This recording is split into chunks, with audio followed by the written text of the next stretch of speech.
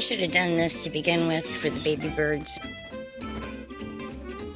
That's just some crochet yarn or thread, crochet thread. So I got it all strung up around here to keep the aerial predators out.